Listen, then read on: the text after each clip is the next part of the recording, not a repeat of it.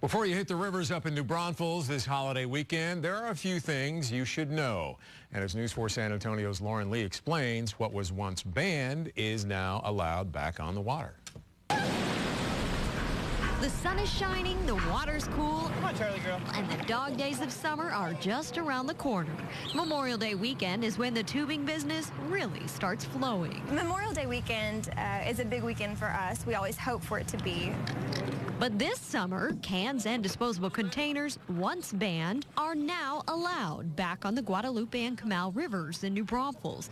A judge overturned the ban earlier this year. A lot of people are calling to ask what are the rules this year versus last year. And bottles and cans aren't the only thing that'll be back this season. The law used to restrict how big of a cooler you could bring on the rivers here. But now you can bring a cooler that's 2 or even 3 times the size.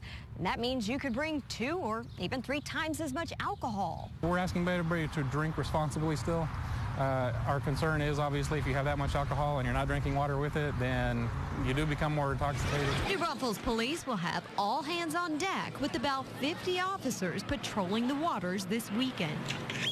But will fewer restrictions add up to better business? I worked at a restaurant in Green for about 2 years now, and you can tell the difference when there was a can ban because there wasn't as many people on the river, but now the can ban's lifted, I feel like it's going to make a lot more business come into Green and whatnot. We are cautiously hopeful that it will be a better year. The outfitters are hoping this summer will be smooth sailing.